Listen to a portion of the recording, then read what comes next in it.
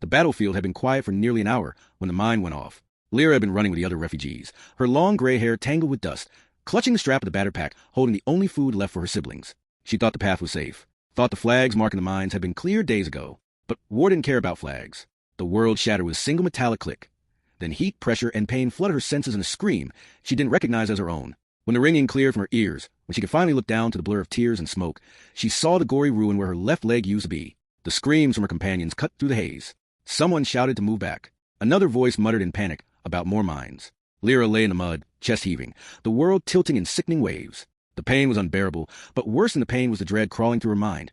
Asterisk a leg. My leg. I'll never walk again. Asterisk. The soldiers nearby didn't come close. Most were alien men from her own species, hardened fighters who gave her one quick glance and muttered things like, "She won't last the hour," or "We can't help her. She's as good as gone."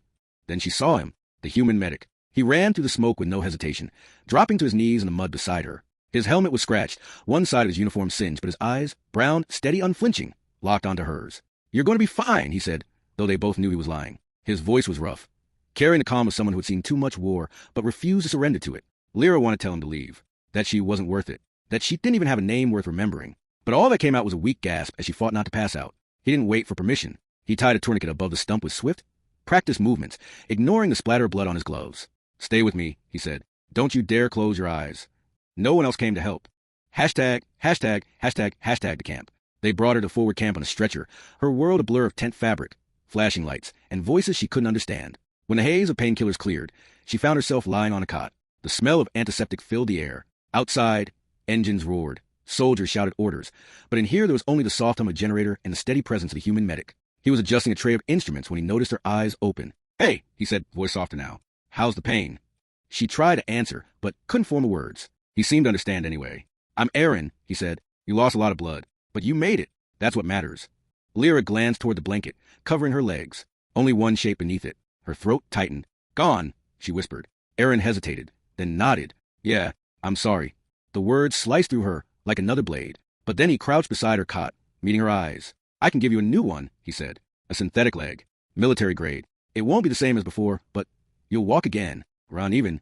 Lyra blinked. No one back in her village had ever gotten a synthetic limb. Those were for officers, nobles, people with status. Not for refugee girls with no family name. "Why?" she rasped. Aaron shrugged slightly. "Because you deserve a chance. And because I can." The procedure. The next day, he prepped her for the operation. The synthetic leg was sleek and silver, with smooth plating and internal servos that gleamed under the light. It didn't look real. It looked like something from a future she couldn't imagine belonging to. "You can still back out," Aaron told her as he checked the connections. Lyra stared at the leg, then at him. He was different from the other soldiers, less rigid, less distant. There was warmth behind his eyes, a quiet stubbornness that refused to treat her like broken cargo. "I want to walk again," she said softly. He gave a single nod. "Then let's do this." The procedure wasn't painless, but Aaron stayed with her through every second of it. His gloved hands were steady, his voice low as he explained each step, attaching the neural connectors, aligning the synthetic frame with what remained of her femur, sealing the incision points with surgical precision. When the worst of it was over and the sedatives began to fade, she felt the weight of the new leg resting where the old one had been. "Try to move your toes," Aaron said gently. Lyra focused. The synthetic toes flexed. Awkward, stiff, but hers. Her breath caught. For the first time since the mine, something like hope flickered inside her chest. Hashtag learning to walk. The days that followed were harder than she expected. Standing felt like balancing on a stranger's limb. Walking was worse. Each step sent jolts through the connectors, the servos whirring softly as the synthetic limb learned her movements. There were moments she wanted to scream, to rip it off and crawl back to the cot. But Aaron was always there, adjusting the calibration, steadying her when she stumbled, refusing to let her give up. "You're stronger than you think," he told her one evening as she managed 3 shaky steps across the camp floor. She looked at him, sweat plastering her hair to her face. "I don't feel strong." "That's because strength doesn't feel like anything," Aaron said. "It's just what's left when there's no other choice." Something in his voice told her he wasn't just talking about her. Hashtag quiet moments. At night, when the campfires burned low and most soldiers were asleep, Lyra sometimes found herself talking with him. She learned he'd been on this planet for 2 years, patching up soldiers from both sides because he didn't care about politics, only lives. She told him about her village, about the little sister who would cry herself to sleep unless Lyra sang her the old lullabies. "Do you think you'll go back?" he asked one night. Lyra looked down at the synthetic leg, at the faint seams where metal met skin. "I don't know if I can," she admitted. Aaron studied her quietly. "Whatever you decide, you deserve more than what happened to you." The words lingered long after he walked away.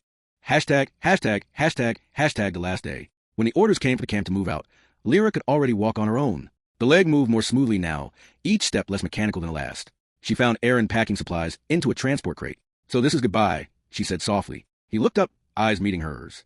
"Doesn't have to be. The war is almost over. Maybe I'll find your village when this is done." Lyra hesitated. Then, before she could lose her nerve, she stepped closer and touched his hand. "Thank you," she said. It wasn't enough, but it was all she had. Aaron's gaze softened. "Just promise me one thing," he said. "Keep walking. Don't let this world take that from you." She nodded. When the transports rolled out and the camp grew smaller on the horizon, Lyra stood on the edge of the clearing, the wind tugging at her hair. Her old life had ended with the mine. But as she took her first steps toward the unknown, the synthetic leg moving in perfect rhythm with the other, she realized something had begun that day too. Something fragile and new, tied to the memory of a human medic who had seen her as more than just another casualty of war. And for the first time since the explosion, Lyra let herself believe there could be a future worth walking toward.